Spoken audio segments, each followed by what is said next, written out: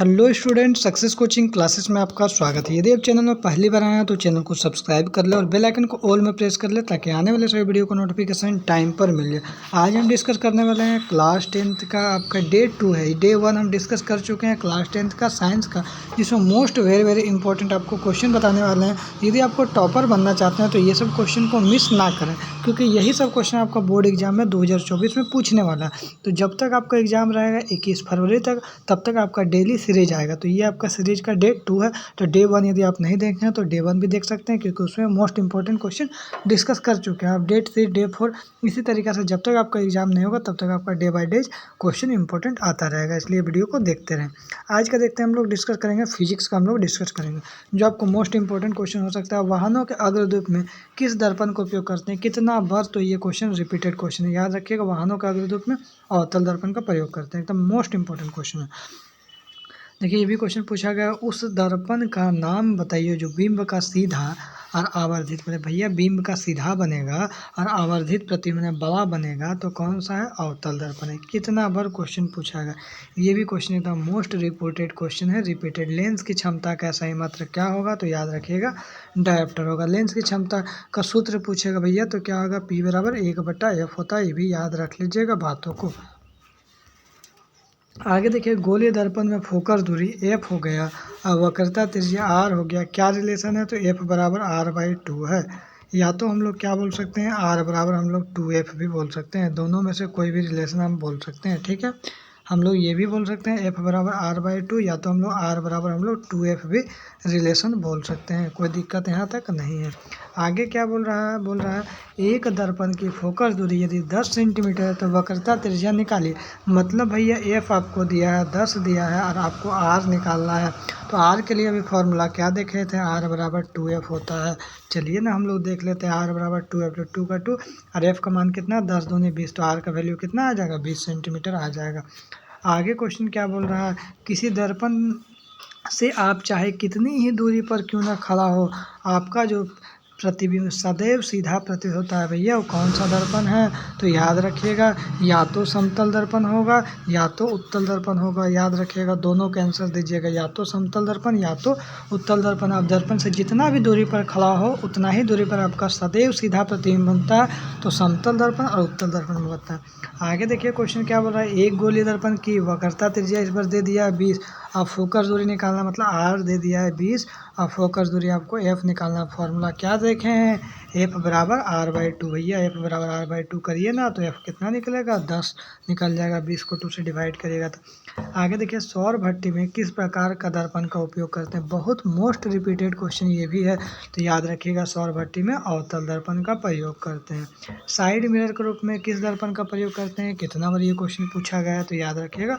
उत्तल दर्पण के रूप में प्रयोग करते हैं। लेंस की क्षमता तथा उसकी फोकस दूरी में क्या संबंध है, क्या रिलेशन है, तो याद रखिएगा लेंस की क्षमता फोकस दूरी में व्युत्क्रम होता है, मैंने एक दूसरे का भैया उल्टा होता है। देखिए लेंस की क्षमता क्या होता है, P बराबर 1/F होता है। तो F का वैल्यू निकालेंगे तो क्या हो जाएगा, 1/P हो जाएगा, मैंने एक दूसरे का उल्टा रिलेशन हो जाता है। आगे देखिए, ये भी क्वेश्चन मोस्ट रिपीटेड क्वेश्चन भैया, कितना बार एग्जाम में पूछा है, निर्वात में प्रकाश की चाल कितना होता है, तो 3 × 10⁸ मीटर पर सेकंड। हर एक क्वेश्चन आपका एग्जाम के लिए बहुत इंपॉर्टेंट है, इसलिए एकदम ध्यान से देखिए क्वेश्चन को। देखिए जब आपतन कोण 30 डिग्री है तो प्रवर्तन कोण कितना होगा, 30 डिग्री। यदि आपतन कोण 60 डिग्री है तो प्रवर्तन कोण कितना होगा, 60 डिग्री होगा। भैया बराबर होगा, ठीक है। किस दर्पण से प्रतिबिंब सदैव आभासी और छोटा बनता है, याद रखिएगा कौन सा दर्पण है जो प्रतिबिंब सदैव आभासी बनेगा, सीधा तो बनेगा लेकिन छोटा बनेगा, तो याद रखिएगा उत्तल दर्पण है।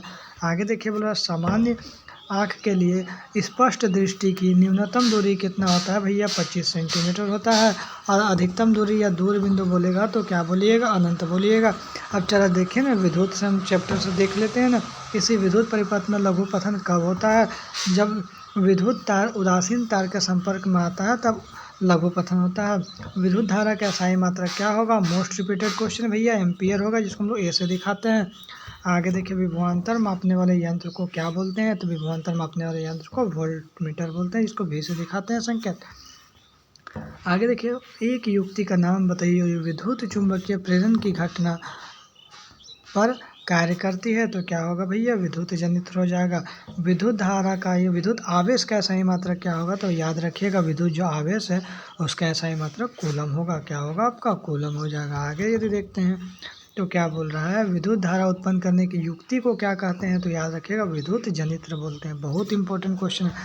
बोल रहा है किसी विद्युत परिपथ में एमीटर को किस क्रम में संयोजित किया जाता है, तो याद रखिएगा एमीटर को श्रेणी क्रम में संयोजित किया जाता है। विद्युत चुंबक क्या है, तो चलिए हम लोग देखते हैं, लिखेंगे किसी परिनालिका में नर्म लोहे को रखकर विद्युत धारा प्रवाहित की जाती है तो नर्म लोहा चुंबक बन जाता है। क्या बनता है, चुंबक बन जाता है। इसी को हम लोग विद्युत चुंबक कहते हैं।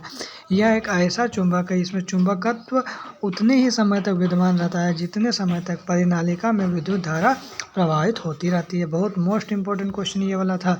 आगे देखिए, किलोवाट घंटा, इसको KW संकेत है, किस राशि का मात्रक है, तो विद्युत ऊर्जा का व्यावसायिक मात्रक है।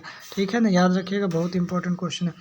ये उस युक्ति का नाम लिखे जो किसी चालक के सिरों पर विभवांतर बनाए रखने में सहायता करता है। क्या होगा, सेल तथा बैटरी हो जाएगा।